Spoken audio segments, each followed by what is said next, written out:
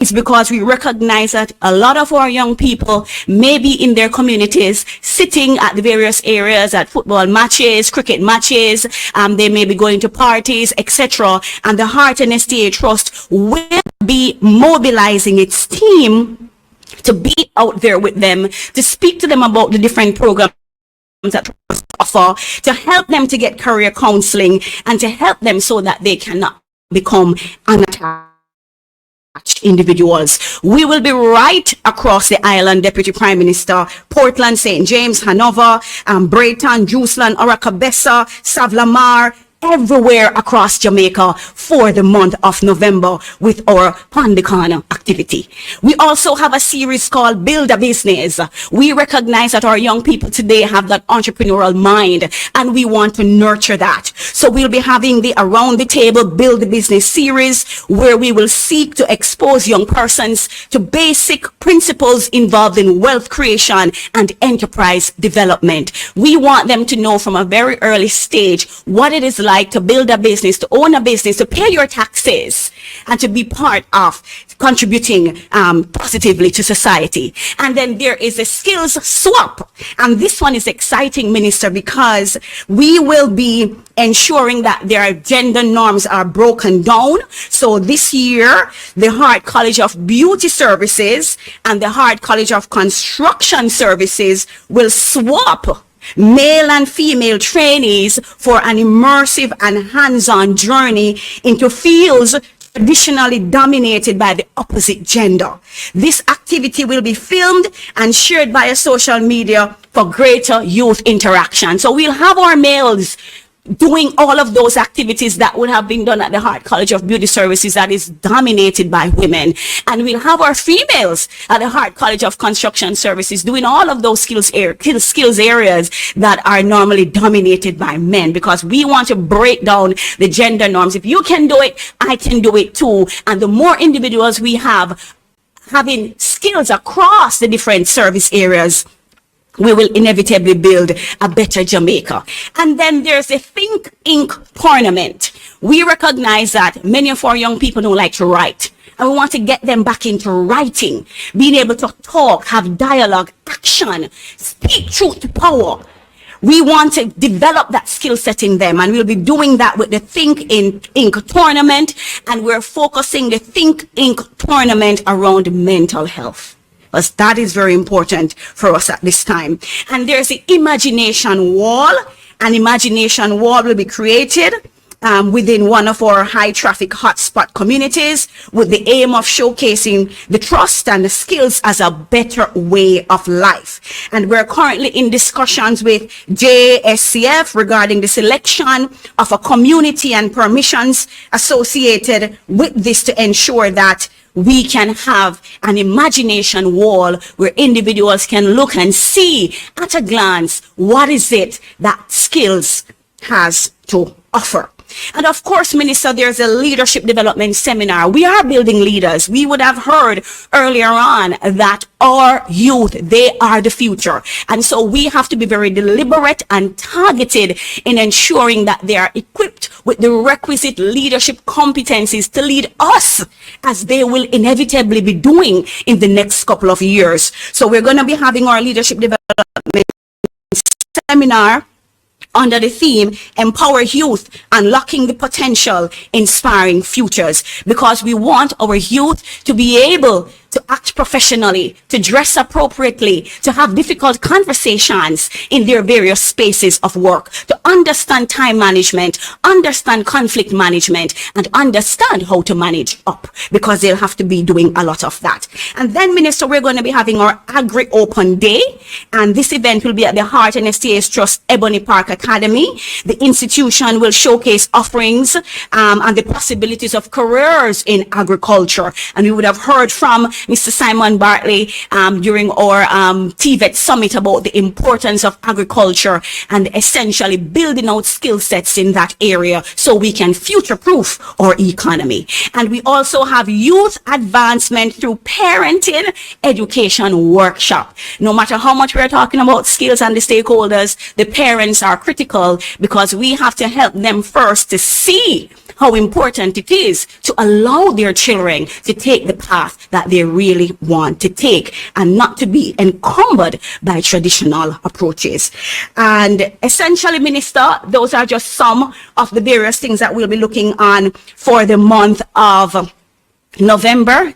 And today, right about now, at the AC Marriott, we're having our youth forum. We have children from all across Jamaica coming to that youth forum to have discussions about TVET, to see on display all of the technology that the Heart and Estate Trust has invested in, to see where Jamaica is going, what is the future of skills, and how is it that they can tap into that so that they can become productive citizens. So young people are indeed the world's most valuable resource and its best hope for the future. And the Heart and Estate Trust is doing all that it can to ensure that the future of every Jamaican is secured. Thank you.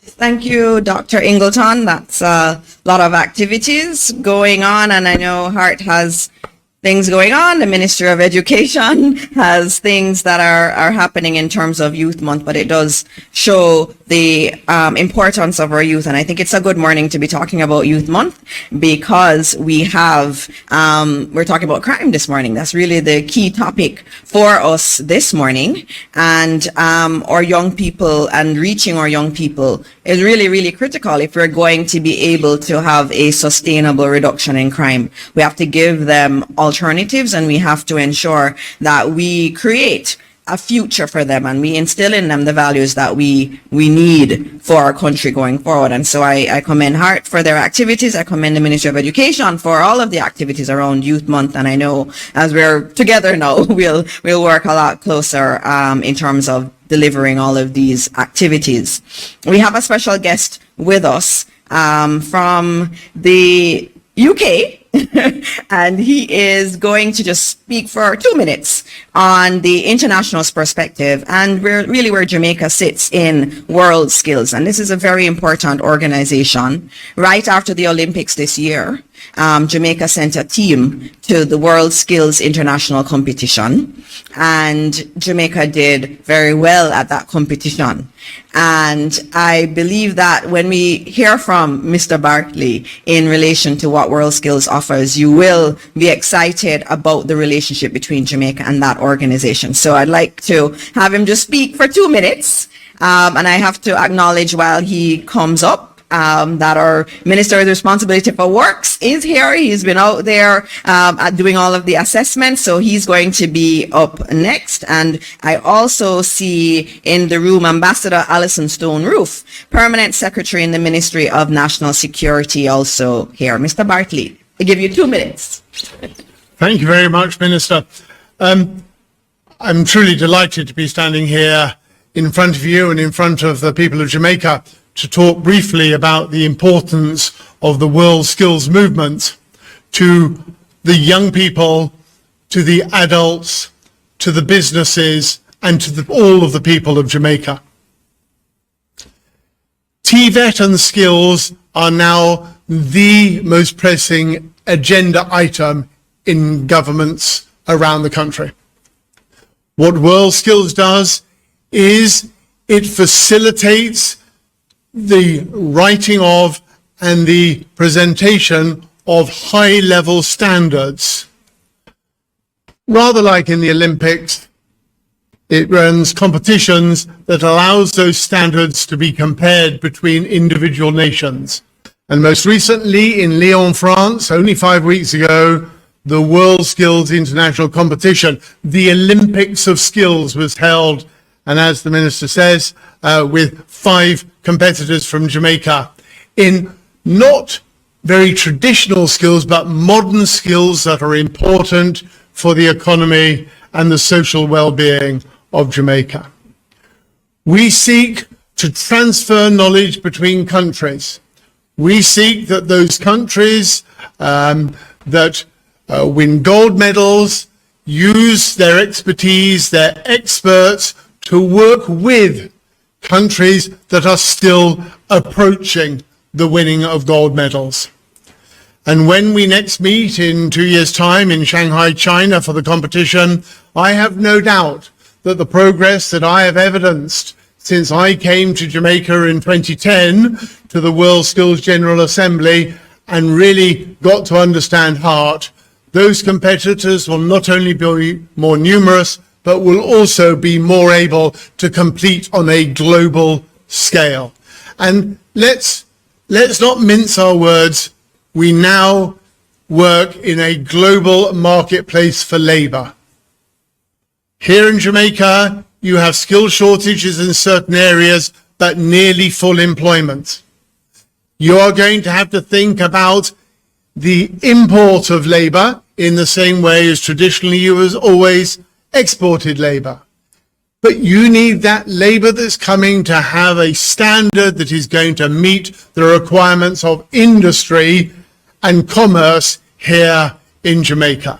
And World Skills seeks to ensure that the world is a better place with the use of skills. So thank you very much for having me today, and I wish the youth, the educators and the businesses and the government of Jamaica all the best in its future. Thank you.